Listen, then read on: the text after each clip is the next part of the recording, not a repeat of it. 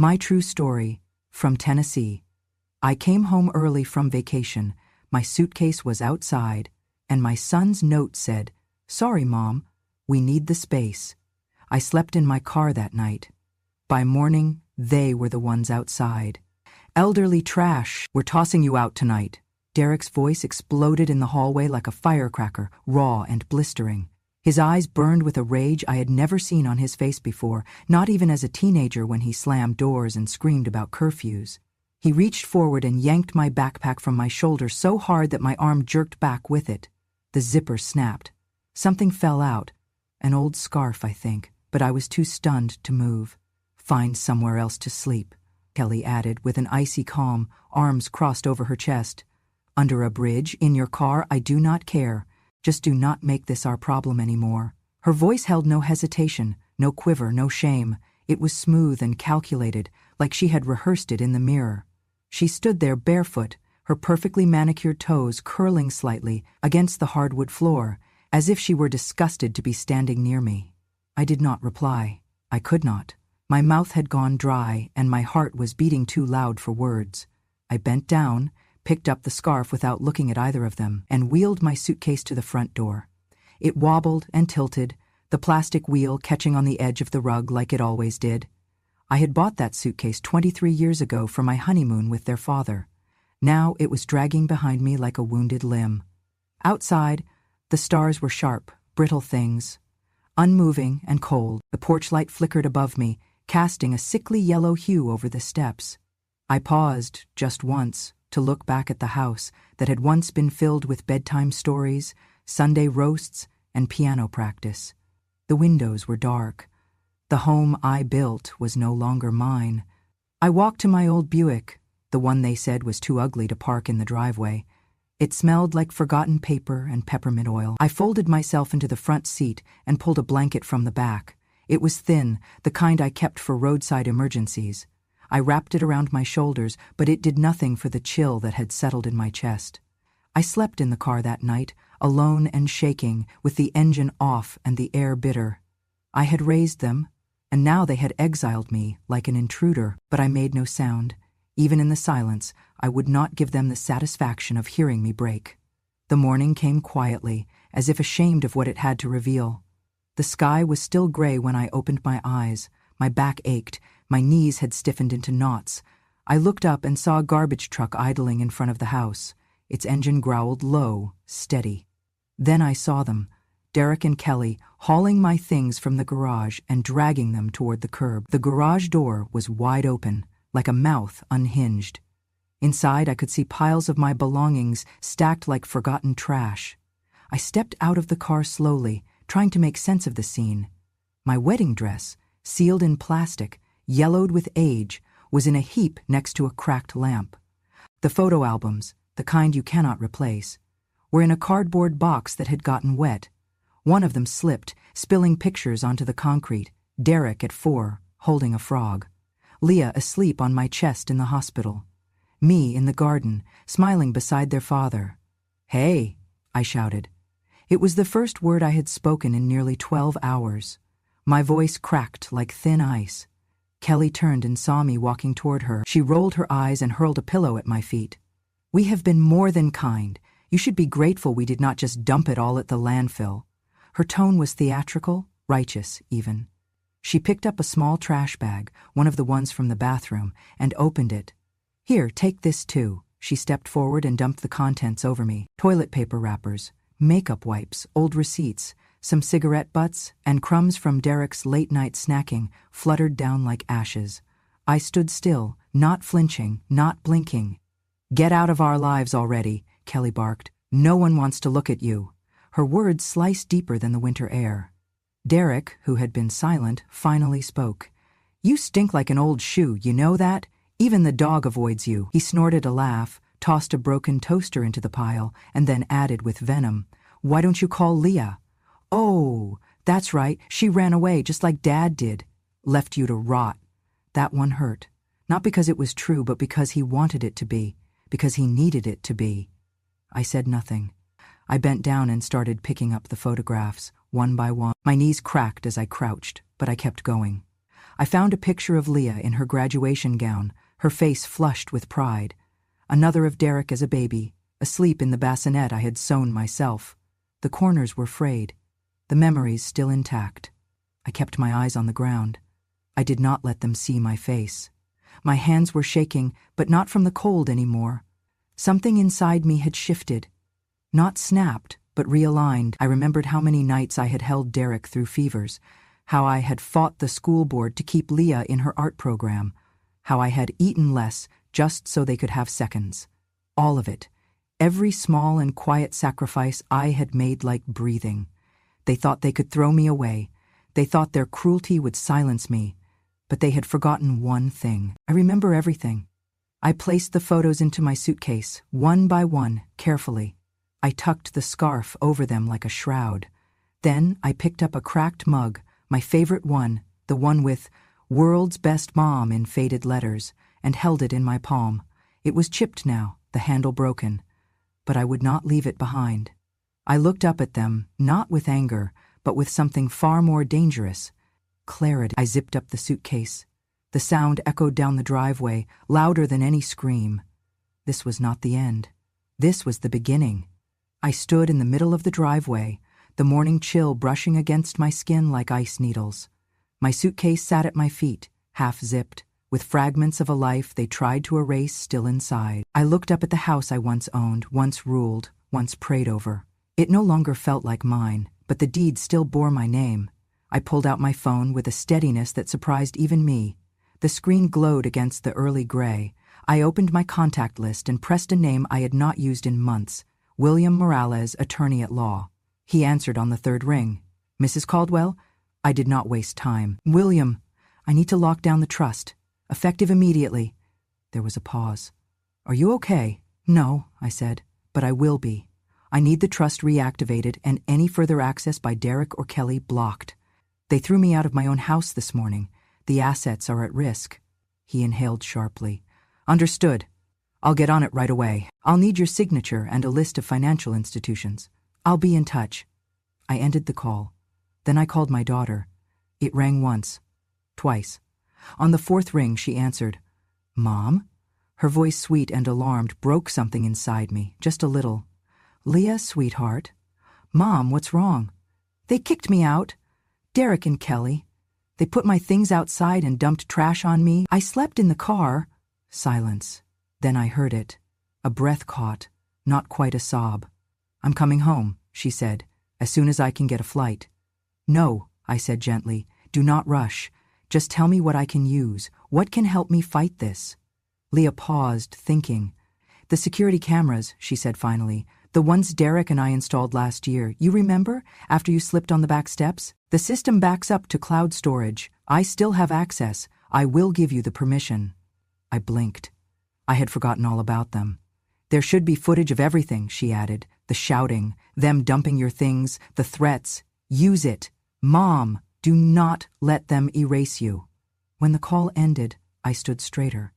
For the first time in years, I felt something unfamiliar stir in my chest. Resolve. I went to the community library 2 towns over. Derek had blocked my Wi-Fi at home months ago, saying it interfered with their network. At the library, I accessed the camera system using the login Leah had texted me. There they were, clear recordings. Kelly throwing a bag of trash over me. Derek grabbing my arm and calling me names I would not repeat. My voice, quiet. My posture, still. My pain, visible. I downloaded them all. Then I started a new folder on my desktop. Evidence. Each night, I made tea, jasmine or chamomile, whatever kept my nerves from unraveling. I read through the original trust documents my husband had signed before he passed. Derek had manipulated my grief back then, saying he would handle it all. I nodded, too numb to understand what I was giving away. Now I studied every word like it was scripture. I took notes. I highlighted terms. Irrevocable, breach, elder abuse, power of attorney. During the day I exercised lightly, walk around the block, stretching to keep my joints from locking. I was not preparing for revenge. I was preparing for court. One afternoon, while sorting through my medical statements, I found something strange. A bill for a life insurance policy I had never signed. It listed Kelly as the beneficiary. The policy had been opened 6 months ago, with forged documents. Camille, the local insurance rep, was listed on the file. I remembered her. Bright smile, loud voice. I called her. "Hi, Camille. This is Mrs. Caldwell. I need to ask you about a policy under my name, one I never authorized." There was silence, then a nervous laugh. "Oh, I thought Derek." "Derek what?" I asked, my tone quiet but firm. Camille stammered. "He said you were forgetful, that he had to manage things." I thanked her and hung up. Another note went into the folder. Later that week, I found a copy of a bank withdrawal form with my forged signature. $10,000, transferred into Kelly's personal account. They had been bleeding me dry while smiling at my casseroles. I recorded everything, the whispers, the paperwork, even voicemail messages Derek left on my phone, warning me not to stir up trouble. I stirred. The last clip I saved was from the living room camera. It showed Derek yelling into my face while Kelly stood behind him, arms folded, silent and complicit. I watched it twice. Then I opened the camera on my laptop, looked into it, and pressed record. My reflection stared back, aged, worn, eyes circled with exhaustion, but not broken, never broken. "Silence is no longer enough," I said. I held up my phone and played Derek's voice calling me worthless. Then Kelly shouting, "You should be grateful we didn't burn your junk." I stared back at my own face. "My name is Eleanor Caldwell. I am 68 years old. I have lived through loss, illness, childbirth, and betrayal. But this is not how my story ends." I leaned closer. They thought I would stay quiet. They thought my silence meant surrender. I clicked off the recording, renamed the file Declaration. I was no longer waiting for justice. I was calling it forward. The suitcase had been sitting in the back seat for days. I had not opened it since that morning they dumped my life into the driveway. Maybe I had not wanted to see what was broken, or maybe I had been afraid that whatever was still whole might remind me too much of who I used to be. But that afternoon, under a soft light by the window of the small rental room I was staying in, I finally unzipped it. The smell hit me first. Old perfume, dust, and something sour like spoiled memory. I began pulling things out, one by one. My husband's cufflinks, a dried rose from our 20th anniversary, a scarf Leah gave me before she left for her studies, a cracked mug wrapped in an old dish towel. And then I saw it, a small, blue USB drive nestled between 2 paperback books I had packed for vacation reading. I picked it up, turning it in my fingers. It was unmarked, scratched at the corners. I had no idea how it got there. I had never used it. I thought it might be one of Derek's. He had a dozen of these scattered around the house. I plugged it into the laptop. The drive blinked to life. Inside were 3 folders: statements, transcripts, and insurance. I clicked on the first one. My breath stopped. Bank statements, pages and pages of them, were neatly organized by date. They were mine. My account numbers, my name. But the transactions were unfamiliar. Large withdrawals, wire transfers to unfamiliar accounts, online purchases for luxury brands I had never heard of. $3,500, 0 cents at a boutique in New York, $2,200, 0 cents to a designer watch brand, $18,000, 0 cents, transferred to an account listed under a different name, Marcus D. Caldwell. Derek's middle name was Marcus. I clicked into the transcripts folder. Screenshots of text messages between Derek and Kelly discussing how to move money around and complaints about how she still hasn't croaked yet. One thread read, "K, she's too stubborn to die. Then we make her sign everything over before she realizes. K, already halfway done. D, we'll dump the junk, get the equity, and move west." I sat there, the screen glowing in front of me, my stomach a knot of disbelief and recognition. This was not just theft. This was premeditated. It was betrayal, digitized and time-stamped. In the insurance folder, I found scanned applications, health policies, life insurance forms, forged signatures, my name written in Derek's blocky, careless hand. They had opened a policy listing Kelly as the sole beneficiary. If something had happened to me during that vacation, I wonder if they would have even called the ambulance. One form in particular chilled me. A power of attorney document filed without my knowledge, listing Derek as my financial guardian. It had been notarized by someone I had never met. It was all there, motive, method, malice. I backed everything up, then I printed it. Pages and pages until the printer hissed from exhaustion. I placed them in a folder, marked it with a black Sharpie, fraud and abuse. I called William, my lawyer. "You need to see this," I said. "There's proof, transfers, forgeries, intent." He came over that same night. He did not say much, just flipped through each page slowly, face unreadable. When he reached the screenshots of the text messages, he stopped, exhaled, and finally looked at me. "This," he said, "is enough to open a federal case." "I want to proceed," I said, quietly, but thoroughly. He nodded. "We'll begin with a formal complaint. I'll submit everything to the FBI's Elder Financial Abuse Division and copy the Tennessee Bureau of Investigation. I'll also notify the Office for the Protection of Seniors and the banks." "What about the house?" I asked. "If they accessed funds from the trust to pay for renovations or mortgages, that becomes part of the discovery. We can challenge ownership." "Then do it," I said. Within 48 hours, Derek's accounts were frozen. A hold was placed on the house under investigation for misuse of trust assets. Kelly's credit cards were declined while shopping at the local store. Leah told me later she had screamed at the cashier, then stormed out, leaving a cart full of items behind. I received a call from the bank manager, Mrs. Lowell. "Mrs. Caldwell," she said cautiously, "we've flagged several irregular activities on your accounts over the past year. I want to personally apologize. We should have seen the red flags." I thanked her, though my voice was cold. Apologies meant little now. Justice, however, meant everything. The final document I submitted was a signed affidavit detailing the abuse, emotional, financial, and psychological, that I had endured over the past 3 years. I included the footage, the texts, and a personal statement handwritten in my kitchen. They thought I was old, confused, a burden. But I remember numbers, I remember dates, and most of all, I remember love, and how it does not look like this. My hands did not shake as I wrote it, they only shook when I sealed the envelope. I placed it in the outgoing mail slot at the post office.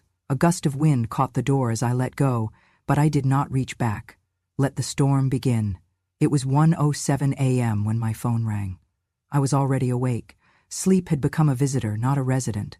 I had been lying in bed, staring at the ceiling, feeling the soft creak of the old beams above me, listening to the distant hush of the world outside, a world that no longer ignored me.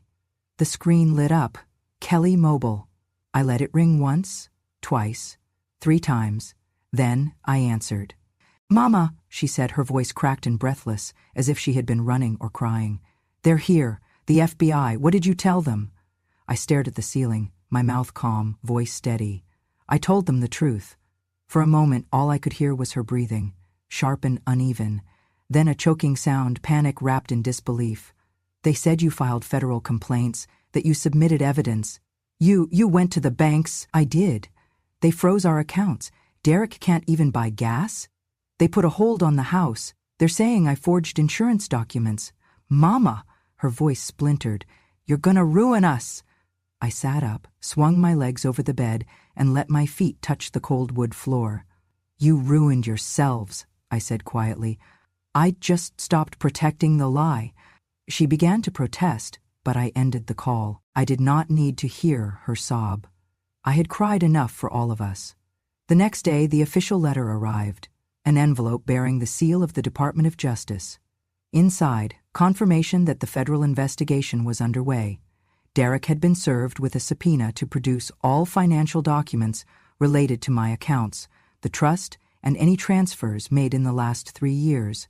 A separate inquiry had opened under the Elder Abuse Prevention and Prosecution Act. The evidence I had submitted, USB contents, security footage, forged documents, was now in the hands of people who had authority far beyond the reach of Derek's arrogance. I learned through my lawyer that Derek had been called into a preliminary hearing. Kelly had received a formal notice that the life insurance policies opened in my name were under fraud investigation. If convicted, she could face up to 10 years. They had gambled on my silence. They lost. I walked into town that morning to buy a new journal. The old one, filled with clipped grocery receipts, scribbled prayers, and worn corners, had run out of room. I chose a red leather-bound one, firm and weighty in my hand. On the first page I wrote, "Day 1, they called me elderly trash. Today the government calls me a plaintiff." Each night after that, I wrote. I documented every memory, every bruise to my dignity, every whisper I once swallowed. I recorded how many times Kelly said, "You're lucky we let you stay," and how often Derek rolled his eyes when I asked about my own money. I recounted the time they unplugged my oxygen machine because it made the room stuffy, how I would hear them through the thin walls mocking my slippers, laughing at how I made tea like it was a sacred ritual. I wrote it all down, not because I wanted revenge, but because I needed witnesses, even if only the page would listen. One night, I heard from Leah. "Mom," she said, "I saw the news. Local station, they're reporting elder fraud charges filed in Memphis. They didn't name you, but the timeline, it matches." "It's happening," I told her. "I'm proud of you. I'm proud of you." I did not cry. I smiled. She offered to come stay with me, just for a week, maybe 2. I told her I'd love that. That Sunday, a man in a gray suit knocked on my door. He was from the Elder Financial Protection Network. They were launching a regional awareness campaign and asked if I would be willing to speak, to share my story. "Why me?" I asked. "Because you fought back," he said. "Most don't." I thought of that night in the car, how I had curled up like a forgotten package, how I had stayed silent, too shocked to scream, and then how I had gathered broken things, not just objects but parts of myself, and turned them into evidence. I agreed to speak. That evening I wrote in my journal, Day 12. The woman they thought was weak just became a key witness. I began preparing my notes, not just the legal details but the emotional ones. I wrote down how betrayal sounds when it comes from the mouth of your own child. How a house does not feel like home when you are made to tiptoe in it. How silence can be both survival and slow death. When I stood on the church podium the following week, I did not tremble. I looked out at the pews, full of gray hair, canes, clasped hands, and said, "My son told me I was nothing. The government says I am someone again. But I didn't do this alone. I did it because I remembered who I was before they made me forget." When I finished, no one clapped, not because they disagreed, but because the silence in that room was heavier than any applause. It was reverence. It was recognition. They understood. Back home that night, I brewed chamomile tea. The steam curled gently like an old friend. I opened my journal and wrote one final line before bed. Justice does not shout. Sometimes it knocks at 1 a.m., and the liar is the one who answers in fear. And I, finally, slept without waking. It started with a single article. A local paper, the Tennessee Gazette, ran a story with the headline, "Mother Abandoned by Son, but She Saved Herself." The reporter had found the case file through public record. He had traced the timeline, the asset freeze, the fraud investigation. He had spoken with neighbors, courthouse clerks, and even the bank. But most of all, he had watched the footage, the security videos I had handed over, where Derek threw my suitcase, where Kelly dumped trash on me, where I stood still as stone. He did not name me fully. He called me Mrs. C. He used terms like elder neglect, domestic fraud, and silent strength. But everyone in town knew who it was. My phone rang constantly the day it came out. Old friends from church, women I had not spoken to in years, one man I had taught Sunday school with decades ago, all of them saying the same thing in different ways. "We saw. We believe you. We are sorry." That afternoon, Reverend Alden called from the local Baptist church. He asked if I would come speak at their next Wednesday gathering. It was a monthly series called Voices of the Valley, usually reserved for missionaries, doctors, and the occasional author. He said, "We want people to hear what silence looks like and what happens when it ends." I was hesitant. I was not a speaker. I was a woman who had spent most of her life making other people comfortable. But something inside me said yes. The night of the event, the pews were packed. I wore a soft blue cardigan, the one Leah had mailed me last Christmas. As I stepped to the pulpit, I felt a strange calm. Not performance, not fear, just truth, heavy and waiting. I looked at the rows of eyes, many kind, some stunned, and began. I was called elderly trash by the boy I raised. I was thrown out of my home by the woman I once considered a daughter. They said I had no place, that I was a burden. I paused. But I remembered who I was before they forgot, and when the law asked for proof, I had it. I spoke for 20 minutes.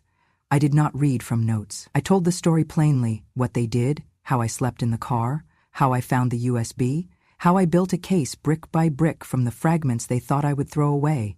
When I finished, there was silence. Not uncomfortable silence, deep silence. Then a single clap. Then another. Then a wave. Afterward, people lined up to speak with me. A woman hugged me, whispering, "My daughter treats me the same." I thought I was alone. An older man in a worn veteran's cap looked me straight in the eye and said, "My son had me sign over my house while I was in the hospital. Thank you for standing up."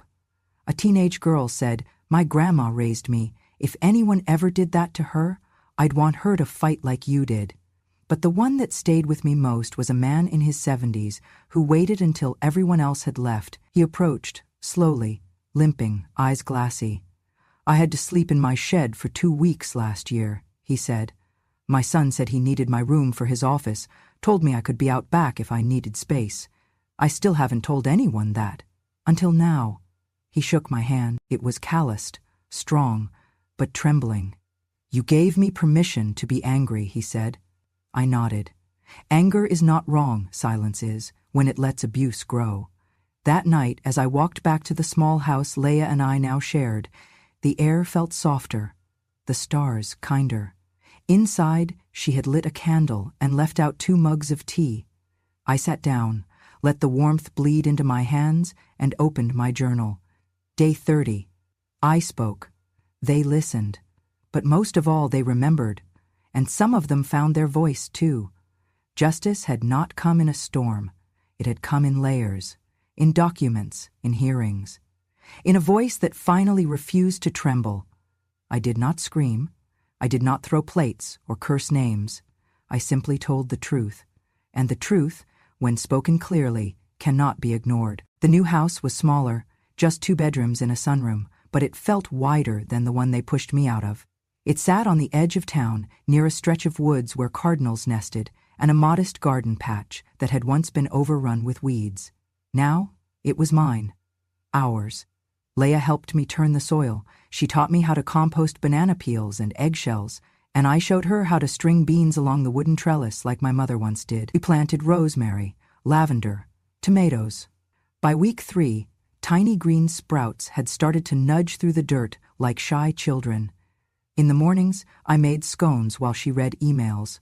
We took turns sweeping the porch and feeding the cat that had adopted us without asking permission. I named him Henry. There were no shouts in this house, no slammed doors, no footsteps that made you hold your breath. Only the quiet hum of the oven, the rustle of leaves brushing the windows, and Leah's occasional laughter drifting down the hallway like music. Sometimes I woke in the middle of the night, heart pounding, the echo of Derek's voice still ricocheting through my mind. But then I would hear Henry's soft purring or see the nightlight we had plugged in for comfort, and I would remember. This house was built on kindness, not ownership. Leah had made sure of that. She insisted the deed be in my name alone, with a clause stating I could not be evicted, not even by her. I had laughed at the absurdity, but she had looked me in the eyes and said, "No more loopholes, Mom, not again." I cried then, the kind of cry you only let out when you are safe enough to fall apart. And yet, healing does not always arrive gently. Sometimes it wears a familiar face. It was a Thursday afternoon when I saw him. I was weeding the herb bed when a car I recognized slowed to a stop in front of the house. It was Derek's, his silver sedan that still bore a dent from when he hit a mailbox last winter. He stepped out slowly. He had lost weight, his face was pale, shoulders hunched. The usual arrogance was gone, replaced with something harder to name. He walked up the path without looking me in the eye. "Mom?" he said, barely above a whisper. I said nothing. He stood there, shuffling his feet, hands clenched and unclenched at his sides. I don't expect anything. I need to say it." I waited. "I was wrong," he said. "About everything. About what I did to you, what I let her do. I've lost everything.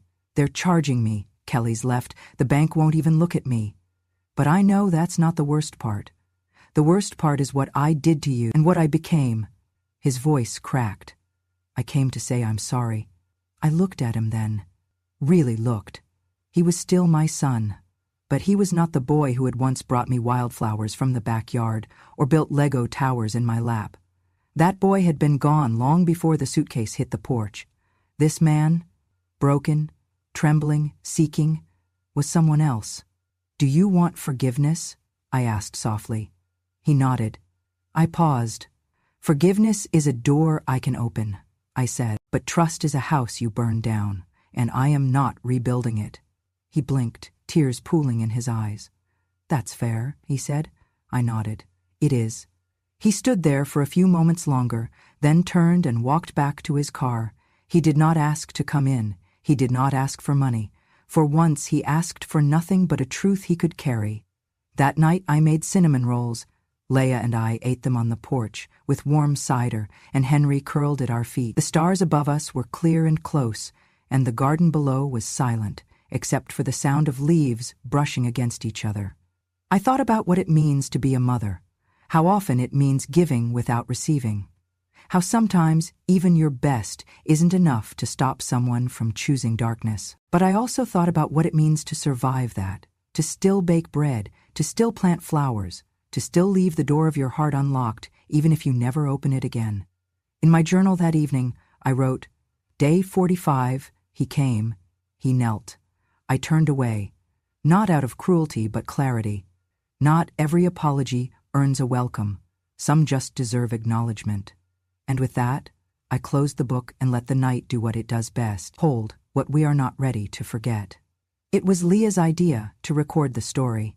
She said, You've written it in your journal, you've spoken at the church, but there are millions of women out there who don't get a room full of people to listen.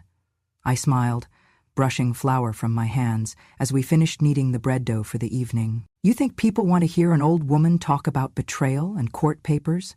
I think people want to hear the truth, she said, placing the loaf into the oven. Especially from someone who lived it. That night she set up a small camera on the dining room table. The soft yellow lamp behind it gave the video a warmth that made the room feel less like a confession booth and more like a conversation. Henry, the cat, curled up by my feet, purring like an engine set to low.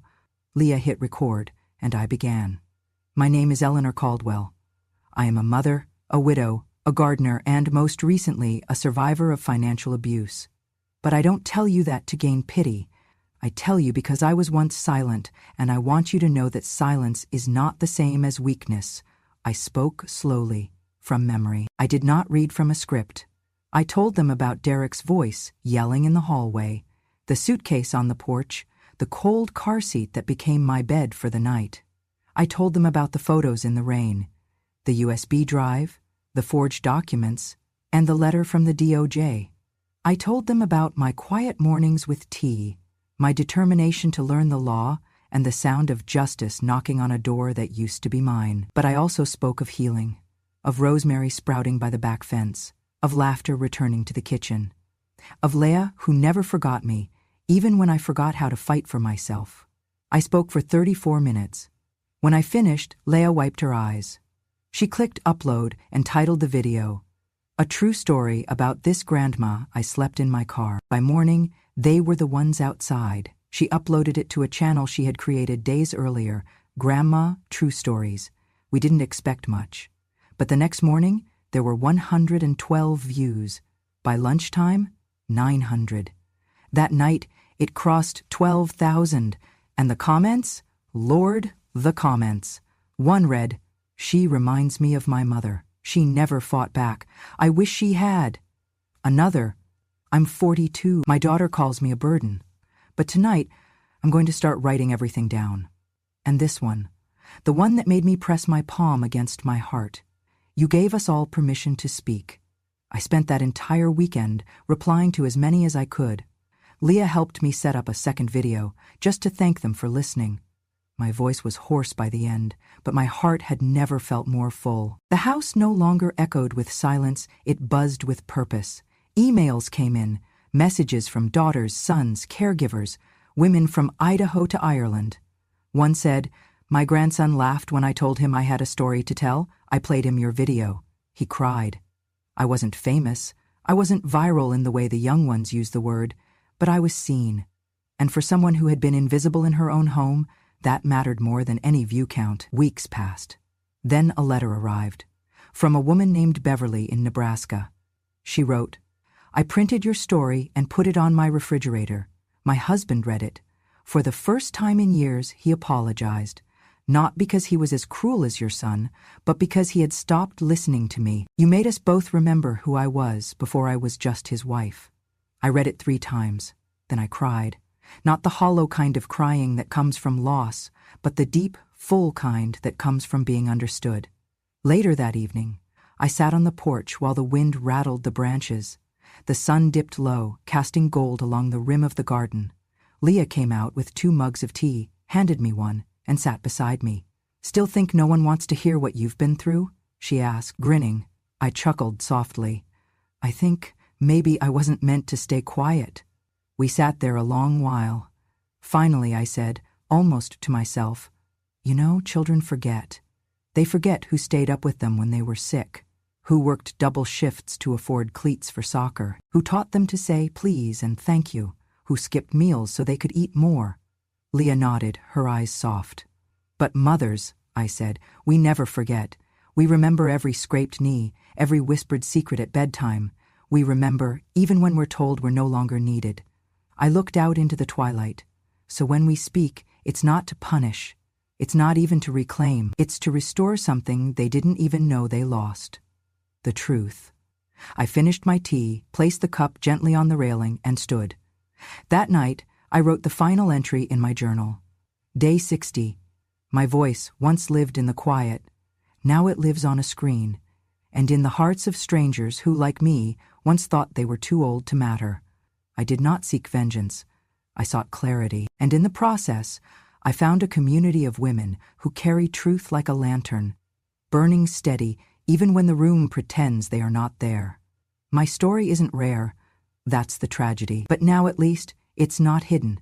And so I close the book, not because the story ends here, but because it has finally been heard. Thank you for listening.